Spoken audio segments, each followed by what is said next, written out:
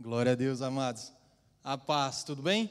Espero que vocês estejam animados. Eu estou muito animado para continuar aí falando sobre essa nossa série aí do mês de janeiro. Deixa eu só tirar aqui para não me atrapalhar. Estamos falando sobre o tema por que fazemos o que fazemos. Porque muitas vezes nós fazemos porque fazemos e não sabemos o porquê estamos fazendo. Você sabe aquela história de uma senhora que era casada e ela estava fazendo um peixe e ela estava preparando o peixe e ela cortou a cabeça e o rabo do peixe e ela colocou esse peixe dentro de uma forma para ser colocado dentro do forno. E o marido dela perguntou: por que você corta a cabeça e o rabo do peixe? Por que você não coloca ele inteiro? E ela disse: eu faço assim porque minha mãe fazia assim. E aí ele ficou curioso, ele ligou para a sogra e ele perguntou: olha, a sua filha corta a cabeça e o rabo do peixe para colocar o peixe dentro da forma e colocar ele dentro do forno para assá-lo, e ela disse que aprendeu isso consigo. Por que você faz assim? E ela disse: eu faço assim porque minha mãe fazia assim. E aí ele ligou para a avó da sua esposa, e ele disse: olha, a sua neta faz assim, a sua filha faz assim, porque elas aprenderam consigo. Por que você fez assim? Por que você faz assim? E ela disse: porque eu aprendi com a minha mãe. E aí ele resolveu ligar para a bisavó da esposa, que já tinha quase seus 100 anos. E ele disse: olha, a sua bisneta faz assim, a sua neta faz assim, a sua filha faz assim. E por que a senhora fazia assim? Ela disse: porque minha forma era pequena.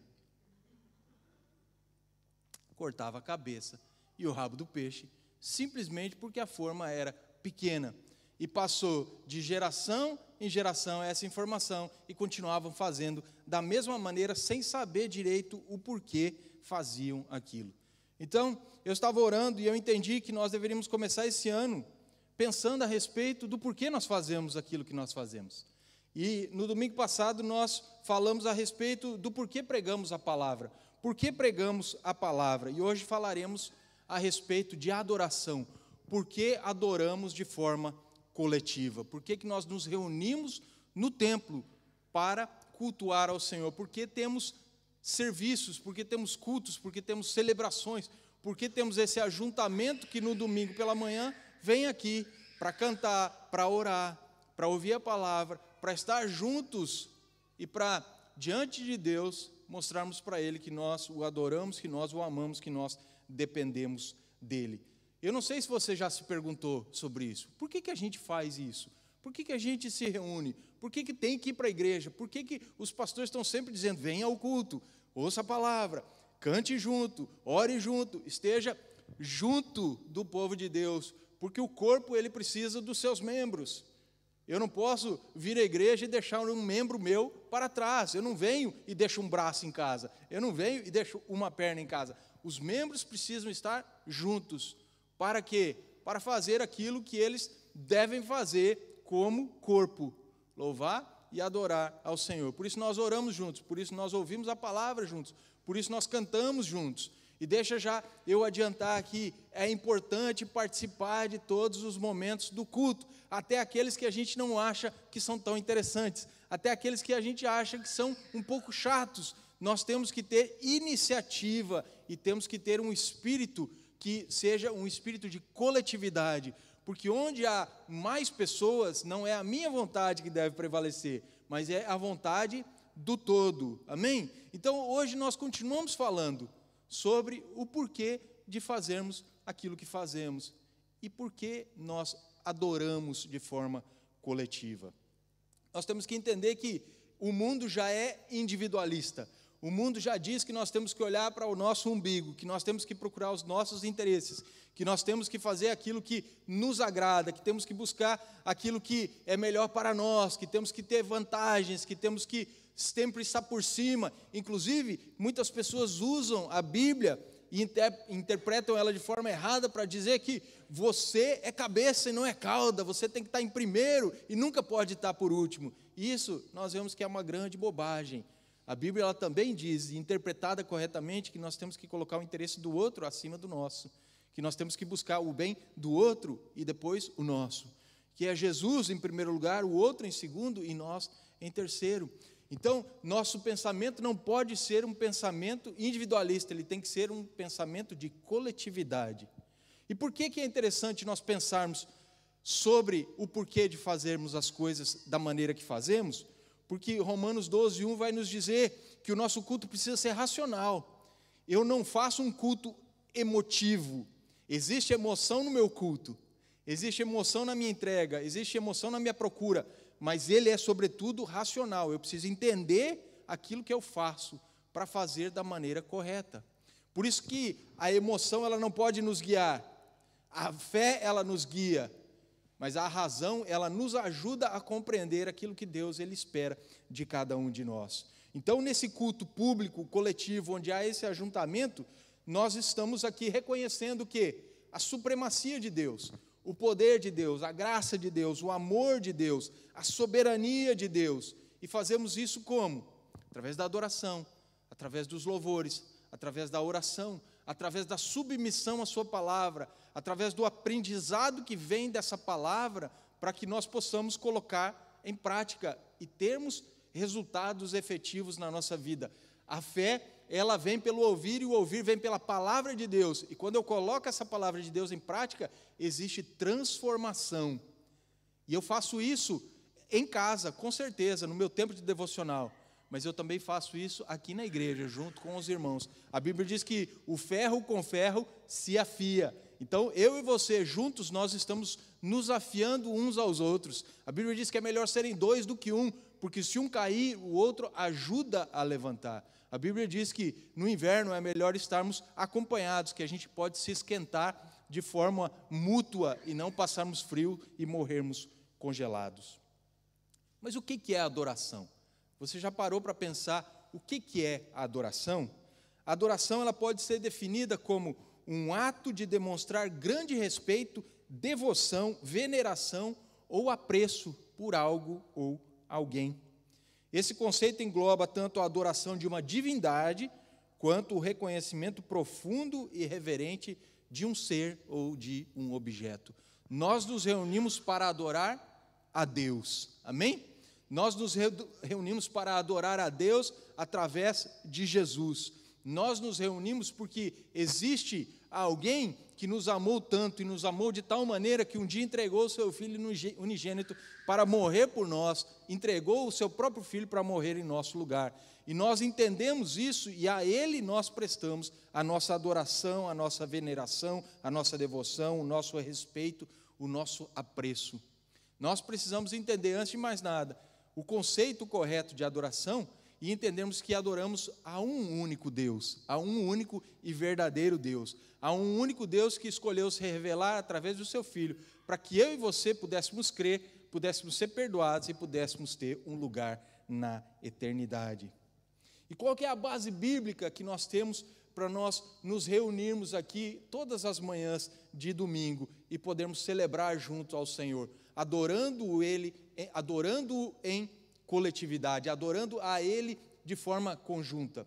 Nós vemos desde o início da criação, nós vemos Abel e Caim levando ofertas para o Senhor e o adorando. Nós vemos, Noé, depois que ele desce com a sua família da arca, depois do dilúvio, ele faz um culto e ele adora ao Senhor. Nós vemos depois, na lei, Moisés estabelecendo períodos em que o povo todo se reunia, o Israel de Deus vinha e juntamente com ele celebrava o Senhor e adorava o Senhor. Nós vemos, por exemplo, Davi instituindo o tabernáculo e levando o povo a adorar a Deus de forma coletiva.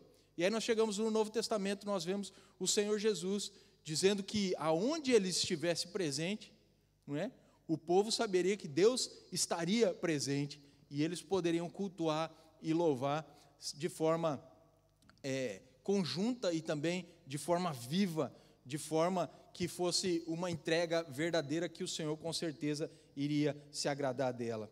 Então nós vemos que essa adoração pública, ela precisa existir. Nós temos que entender que nós somos como a brasa que não pode ficar afastada do braseiro. Se ficarmos afastados do braseiro, nós esfriaremos e nós apagaremos. esse pensamento de que eu não preciso de igreja para continuar sendo cristão, ele está errado. Eu preciso sim de igreja. Eu não posso ser cristão somente lá na minha casa. Eu tenho que ser cristão também na minha casa, também no meu trabalho e na igreja, porque eu preciso dessa coletividade, desse ajuntamento para continuar vivendo de forma a que eu queime todo dia pelo Senhor. Nós temos que ter o nosso tempo devocional, nós temos que ter o nosso tempo de oração, de leitura da palavra, todos os dias lá em casa, de forma individual, mas necessitamos esse tempo aqui também. Nós necessitamos desse tempo aqui também, porque onde não há adoração coletiva e pública, não existe igreja.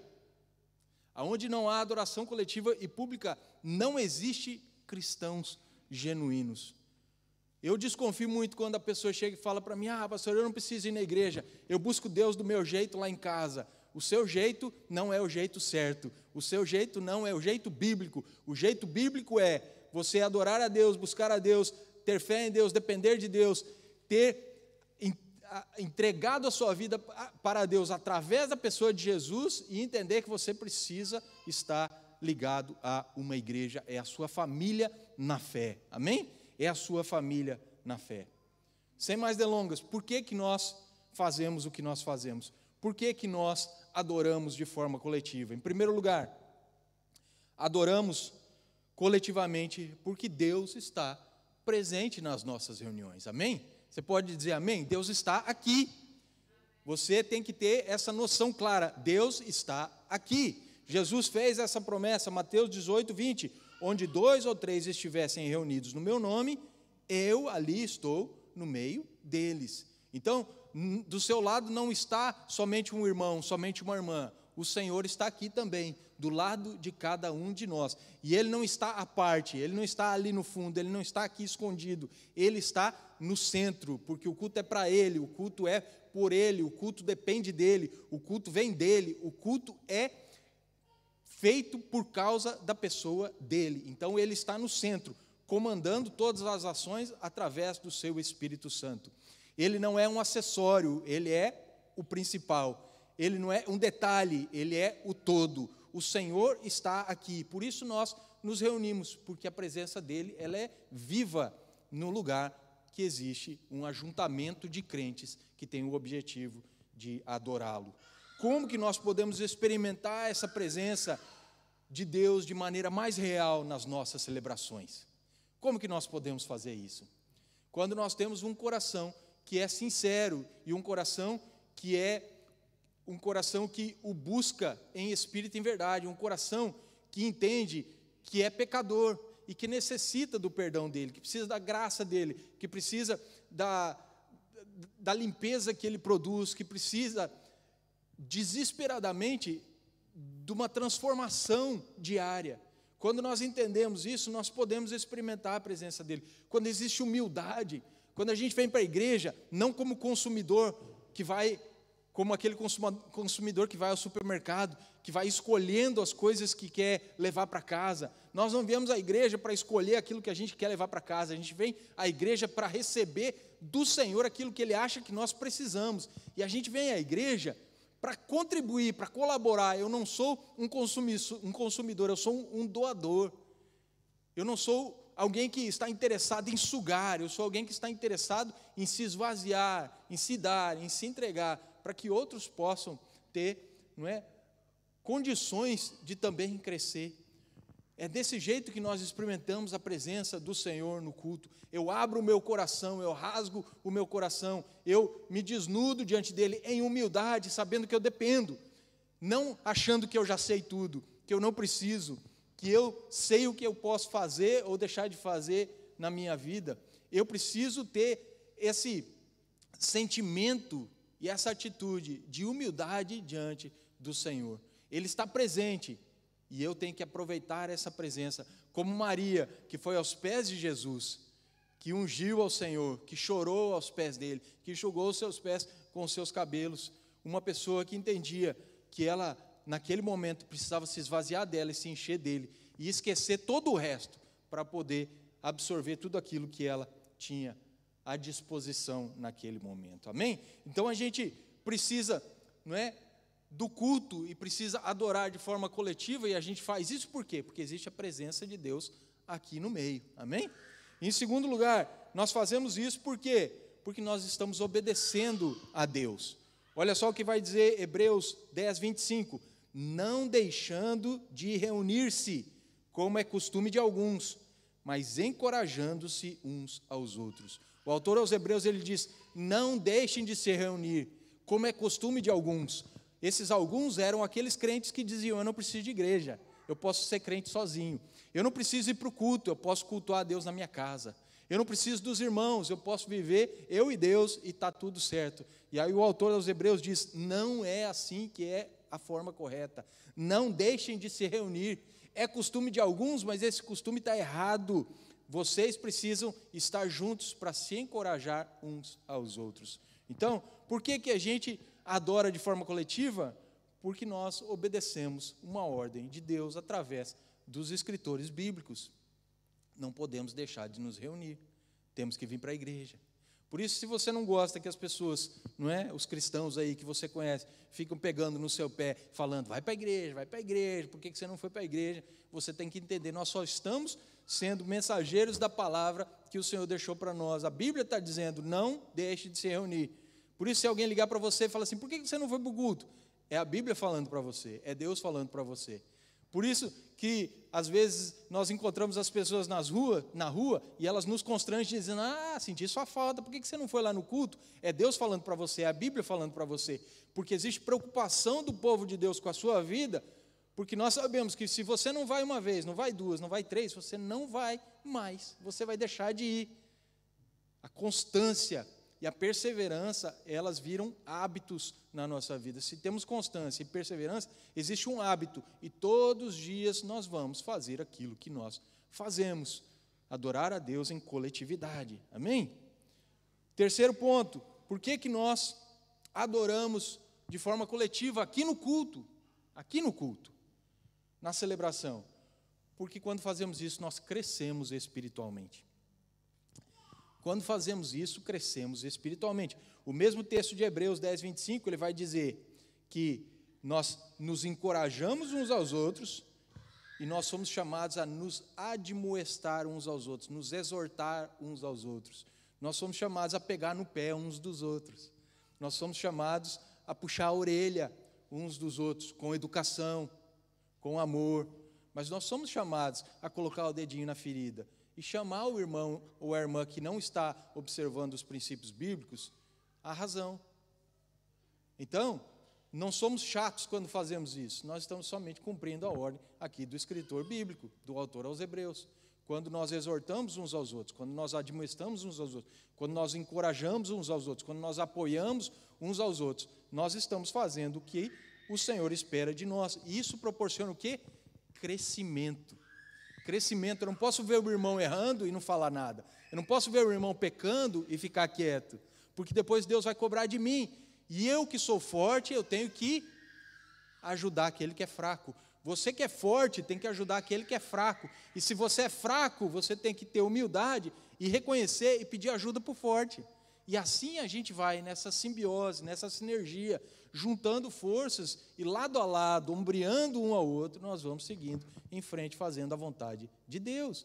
Existem níveis de maturidade, é normal. Nós não podemos comparar uma pessoa que tem 20 anos de evangelho com uma pessoa que aceitou Jesus agora. Nós podemos comparar a fome, porque muitas vezes a fome e a sede de uma pessoa que tem 20 anos não é mais a mesma da pessoa que acabou de chegar a Cristo e está vivendo o primeiro amor. Essa fome dessa pessoa que chegou agora tem que inspirar a fome de alguém que está meio fraco na fé. Mas o nível de maturidade, ele é diferente. Uma pessoa que vem no culto há 20 anos, ela já conhece mais da Bíblia do que uma pessoa que começou a ler a Bíblia agora. E essa pessoa que está mais experimentada pode ajudar quem está chegando agora. E essa pessoa que está chegando agora, que está cheia de fogo e cheia de amor pelo Senhor, pode inspirar novamente essa pessoa que está meio cabisbaixa e pensando em desistir. E juntos nós vamos seguindo em frente, fazendo a vontade do Senhor. Amém? Por que nós adoramos de forma coletiva? Porque Deus está presente nas nossas reuniões. Porque nós estamos obedecendo uma ordem que nós encontramos nas Escrituras. Porque nós crescemos juntos espiritualmente quando fazemos isso. E porque nós estamos nos preparando para a eternidade. O ponto 4. Estamos nos preparando para a eternidade. Salmo 122:1 diz assim: alegrei-me quando me disseram, vamos à casa do Senhor. Vamos à casa do Senhor. Hoje nós temos que decidir, acordar pela manhã, tomarmos banho, lavarmos os dentes, tomarmos o pequeno almoço, pegarmos o carro e virmos à casa do Senhor. E nós precisamos nos alegrar. O salmista fazia isso, ele se alegrava quando alguém dizia, vamos comigo à casa do Senhor. Sabe o que eu tenho visto ultimamente? As pessoas ficando chateadas e irritadas quando alguém convida ela para ir para a igreja. O salmista diz, eu me alegrei quando me disseram, vamos para o culto, vamos para a celebração, vamos juntos adorar a Deus. E nós temos que fazer isso até o fim dos nossos dias, nos alegrar, porque é uma preparação para a eternidade. Porque o que é que nós estaremos fazendo na eternidade? Nós não precisaremos ir para a casa do Senhor, nós já moraremos na casa do Senhor. Nós já estaremos na casa do Senhor. E lá nós estaremos fazendo o que nós fazemos aqui. Nós estaremos adorando ao Senhor, nós estaremos juntos, nós estaremos festejando, celebrando, nós estaremos sendo ministrados por Ele, iluminados por Ele, abençoados por Ele. Essa prática coletiva nos prepara para aquilo que nós vamos fazer na eternidade. A adoração aqui ela é um reflexo daquilo que ela será no céu, que é estar na presença do Senhor, louvando e adorando ao Senhor, sem cessar. Amém? Só que existem alguns princípios que nós temos que observar. Princípios que norteiam a nossa adoração em comunidade. O primeiro deles é, a nossa adoração, para ser verdadeira, ela deve ser direcionada para a pessoa certa, para o objeto correto. Ela tem que ser direcionada para Deus. Se nós estivermos aqui adorando a Maria, está errado. Se estivermos aqui adorando ao santo, está errado. Se estivermos aqui adorando a criatura ao invés de adorarmos o Criador, está errado. Se estivermos aqui adorando os anjos, está errado. Se estivermos aqui simplesmente para buscar adorar ao dinheiro, a mamon, e a buscar juntos algum jeito de nós prosperarmos e enriquecermos, está errado. Nossa verdadeira adoração tem que ser direcionada à pessoa de Deus, e fazemos isso através da pessoa de Jesus, que veio revelar o Pai. Então, quais são os princípios norteadores de uma adoração em comunidade? Em primeiro lugar, ela deve ser direcionada a Deus. A verdadeira adoração coletiva e pública, ela também deve ser mediada por Cristo. Ela tem que ser mediada por Cristo. Jesus disse, eu sou o caminho, a verdade e a vida. Ninguém vem ao Pai a não ser por mim. Está lá em João 14:6. Jesus disse, somente através de mim. Ele é o mediador, aquele que liga Deus e os homens. Olha só que interessante, eu e a Isabela viemos de uma cidade lá no Brasil chamada Medianeira. É uma pequena cidade no estado do Paraná, no sul do Brasil. Medianeira. E essa cidade tem uma padroeira, a Nossa Senhora Medianeira. O que o termo medianeira significa? Que ela, essa senhora, faz a mediação entre homens e Deus. Mentira! Porque a Bíblia, ela diz que somente Jesus é que faz essa mediação entre o homem e Deus. Não existe santo, não existe santa, não existe homem, não existe mulher, não existe ninguém que faça essa mediação entre homens ou pessoas, humanos, e Deus. A igreja não consegue, a religiosidade não consegue. Religião significa religare, do latim, e religare, do português, religar. Ela faz uma tentativa de nos ligar, mas ela falha, porque somente Jesus é que faz isso. Ele morreu na cruz para perdoar os nossos pecados e nos religar com Deus. Amém? E por isso a adoração pública e coletiva deve ser mediada por Ele. Em terceiro, quais são os princípios norteadores da nossa adoração em comunidade? A verdadeira adoração precisa vir do coração.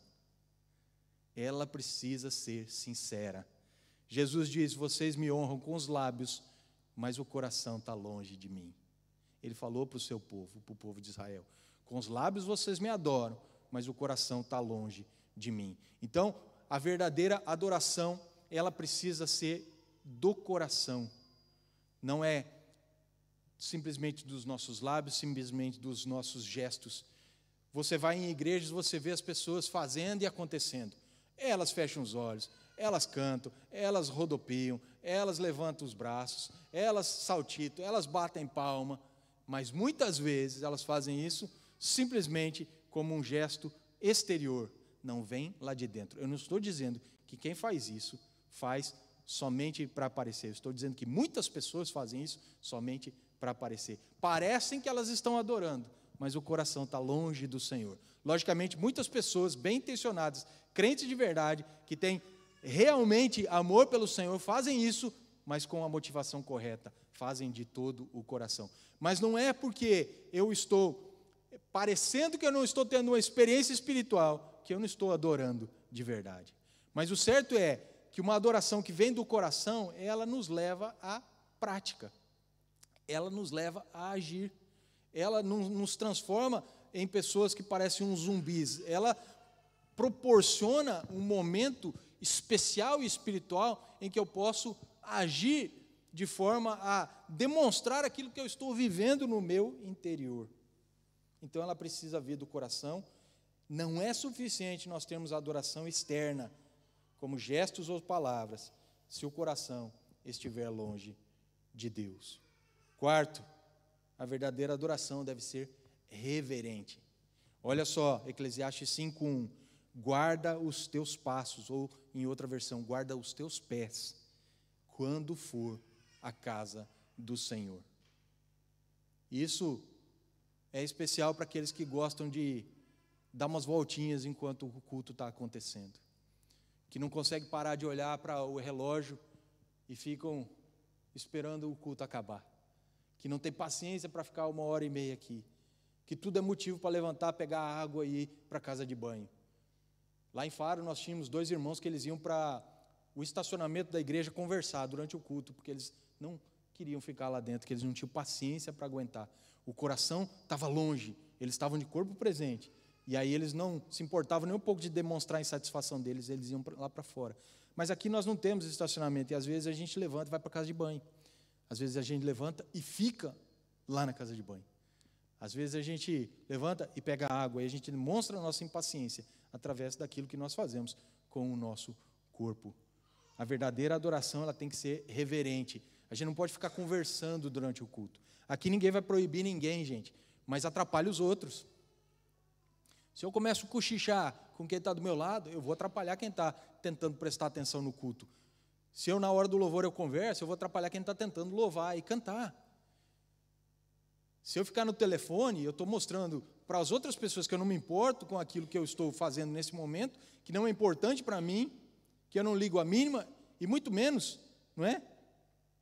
Diante de Deus, eu estou deixando, muito menos não, diante de Deus eu estou deixando muito claro que Ele não é nada para mim, que aquele tempo para mim ali é um tempo perdido, e que eu gostaria de estar fazendo outras coisas, ao invés daquilo que eu estou fazendo nesse momento. Então a verdadeira adoração, ela precisa ser reverente. Sabe o que me chama bastante atenção? Você já visitou outros lugares, com certeza, né? Você já viajou, você já foi para Madeira, você já foi para Portugal, você já foi para o Brasil, você já foi para a Itália, você já foi para a França, não importa. Para algum lugar fora de Jersey, fora da sua terra, você já foi. E eu tenho certeza que você já entrou numa igreja católica. Eu tenho certeza que você entrou, nem que seja para visitar. E eu tenho certeza que você notou algo lá dentro. Até mesmo quem está visitando, está fazendo aquilo com reverência. As pessoas, elas falam baixo. As pessoas, elas não correm. As pessoas, elas não entram lá comendo. Elas não entram lá bebendo. As pessoas, elas entram mostrando respeito. Por que fazemos isso quando estamos visitando o local e não fazemos isso quando nós estamos participando de um culto? Porque às vezes parece que a igreja é a casa da mãe Joana. Todo mundo faz o que quer, a hora que quer, todo mundo se sente à vontade para fazer ou para deixar de fazer, e nós não mostramos o respeito.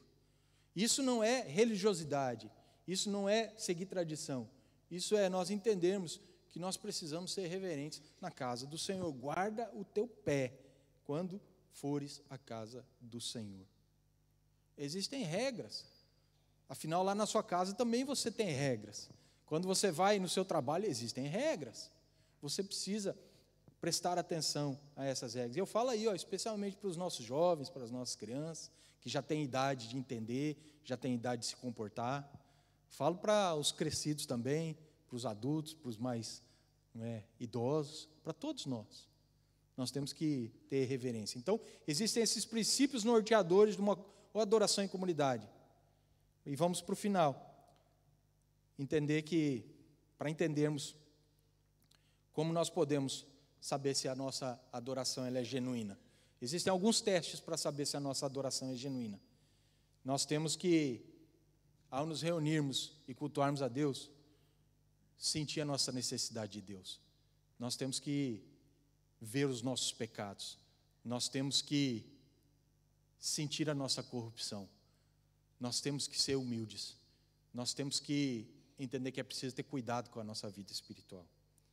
Outro teste, a nossa verdadeira adoração, ela nos faz buscar uma comunhão com Cristo que seja mais íntima, uma comunhão que seja mais verdadeira, uma comunhão que está acima das regras e da religiosidade. E em terceiro lugar, a verdadeira adoração nos torna mais vigilantes em nossa vida diária. Ela melhora o nosso comportamento e as nossas atitudes. Se eu estou adorando e nada está mudando na minha vida, algo está errado. Algo está errado. Se eu estou adorando e eu não fico constrangido pelo meu pecado, algo está errado. Se eu estou adorando e eu não fico triste por causa da corrupção que existe em mim e da minha inadequação diante de Deus, algo está errado. Eu gostaria de partir para a conclusão, sugerindo algumas aplicações práticas sobre a adoração coletiva. Primeira delas, priorize e valorize a sua presença nos cultos. Priorize.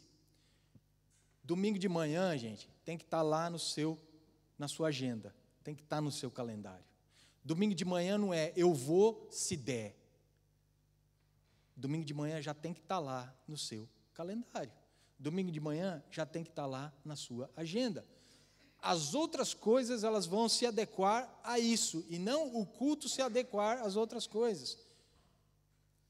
Você conhece pessoas que vão colocar o futebol do filho à frente do culto. Você vai conhecer outras pessoas que vão colocar o passeio no parque antes do culto. Você conhece pessoas que vão colocar o balé da filha antes do culto. É ao contrário, você coloca o culto em primeiro lugar. E nós não estamos aqui idolatrando o culto. Eu estou apresentando a importância de buscar a Deus de forma coletiva, amém? Em comunidade, nesse culto público. E nós temos que priorizar isso e valorizar isso. Eu tenho que me esforçar para não deixar as distrações da vida me afastar da comunhão da igreja. Segunda aplicação prática, participe ativamente. Eu sei que tem pessoas mais tímidas que outras. Eu sei que tem pessoas mais envergonhadas que outras. Mas eu aprendi uma coisa com os meus pais, e eles diziam que aquilo que a gente faz em casa, a gente faz na rua. Aquilo que a gente faz em casa, a gente faz na rua. Então, se você tem a prática da adoração na sua casa, você vai ter a prática fora da sua casa. Então, na hora da oração, ore. Não fica só ouvindo o irmão orar ou concordando com a oração que está sendo feita em alta voz. Na hora do louvor, louve. É para cantar? Canta. Pastor, eu não sei cantar. Bem-vindo ao clube, eu também não sei. A minha mulher e minhas filhas, elas sofrem comigo cantando lá em casa. Mas eu canto. E aí eu chego aqui na igreja, eu canto. Vocês lembram, o pessoal que ia mais antiga, a pastora Wanda tinha o teclado aqui, não tinha? Onde é que está o teclado agora? Está lá. Um dos motivos, pastor Fábio, cantando desafinado aqui, do lado do ouvido dela. Pastora Wanda tentando tocar e cantar afinadinho aqui, e eu desafinando aqui do lado. Ela pegou o tecladinho dela. Ali o pastor Fábio não me atrapalha. Mas eu estou cantando, gente. Porque, vou falar. Eu olho para trás e eu vejo muita gente com a boquinha fechada. Você está num culto, e o culto tem uma parte que é louvor e adoração, e é através da música. Canta. Não sei a música, a letra está no telão. Não sei a música, chega em casa e vai no Google. E o Google vai te dar a letra da música. Aí você passa aquela semana toda decorando a letra da música. Eu também não acerto sempre. Eu também erro as músicas. Eu junto 3 ou 4 e as minhas meninas falam, pai, a música é assim. Não é, a música não é assim. Mas eu estou me esforçando, eu estou fazendo, eu estou participando. Eu não estou dizendo que é para fazer de qualquer jeito, mas comece a fazer de algum jeito, para um dia você fazer direito. Vamos orar. E aí você fica de boca fechada. Ah, pastor, eu estou orando em pensamento. Essa desculpa é boa, talvez eu use ela um dia. Com o coração nós cremos, e com a boca nós declaramos. Participa do culto. Pastor, como é que eu participo de forma ativa da hora da pregação, desse momento, como agora que o Senhor está fazendo? Como você participa? Abra o seu coração, abra a sua mente, para receber, creia, compare com a sua Bíblia se aquilo que eu estou falando é realmente verdade, seja como os bereanos, duvide do que eu estou falando, chega em casa depois e vai lá e olha se os versículos eles dizem isso mesmo, faça de forma ativa, não venha desconfiado, venha sedento, venha com fome, e aplique lá fora. Não é só receber o conhecimento, é viver aquilo que você está recebendo. 3, incentive e exorte os seus irmãos e as suas irmãs. Encoraje os outros, ajuda os outros, ensina os outros, mostra para os outros, testemunhe para os outros, pega os outros pela mão, ajude de alguma forma. Adoração não se refere apenas a você, mas a todos nós como corpo de Cristo. Quarta e última aplicação. Reflita sobre a eternidade. Ah, hoje eu não vou ao culto porque eu estou cansado. Eu entendo. Tem muitas vezes que eu estou cansado também, às vezes não dá vontade de vir para o culto. Mas aí eu penso, no céu vai ser assim. Eu vou estar com os meus irmãos, com as minhas irmãs, diante de Deus, louvando e adorando ao Senhor. Ao participar dos cultos, lembre-se que cada ato de adoração é um reflexo do que nós viveremos na eternidade. Você está aqui de forma passageira. Ontem eu vi uma figura assim, um desenho bastante legal. Era um astronauta e no meio na viseira do capacete estava escrito assim, peregrino. Peregrino. Ou seja, não somos daqui, nós estamos peregrinando, nós estamos passando. A nossa nação, a nossa pátria é no céu. É lá que nós vamos estar por toda a eternidade. Aqui só são alguns anos. E aqui nós estamos, Deus está dando essa oportunidade de aprender, da gente praticar. Amém? Eu gostaria que você ficasse de pé, nós vamos orar. Enquanto nós aguardamos aí o retorno do Senhor, que a gente consiga se reunir, que a gente goste de se reunir, que a gente priorize se reunir, que a gente continue orando, adorando, louvando, lendo a palavra, ouvindo a palavra, pregando a palavra, que a gente possa lutar pela fé que nos foi confiada, que nós possamos passar esse legado a outras gerações, porque nós somos chamados a fazer isso em espírito e verdade. Não é só na igreja que fazemos, em todo lugar fazemos. Jesus disse que nossa adoração ela é espírito e verdade, em qualquer lugar. Eu estou em casa, eu estou no trabalho, eu estou na rua, mas também aqui no culto, e aqui é muito importante. Amém? Paizinho, nós louvamos o Senhor, agradecemos ao Senhor. Obrigado, Senhor, por nos ensinar o porquê de nós nos reunirmos para adorarmos ao Senhor de forma coletiva. Obrigado, Senhor, porque a Tua presença ela é real no nosso meio quando nós nos reunimos. Obrigado, Senhor, porque existe esse desejo de nos colocarmos diante do Senhor em humildade e obedecermos a Tua palavra. Obrigado, Senhor, porque o Senhor proporciona amadurecimento e crescimento a cada um de nós quando nós fazemos isso, porque estamos nos exortando e nos admoestando uns aos outros quando estamos aqui. E obrigado, Senhor, porque o Senhor nos dá esse privilégio, Pai, de praticarmos aquilo que faremos na eternidade. Estamos praticando, ensaiando, para quando estivermos diante do Senhor, podermos fazer isso por todo o sempre. Muito obrigado, Senhor, no nome de Jesus. Amém.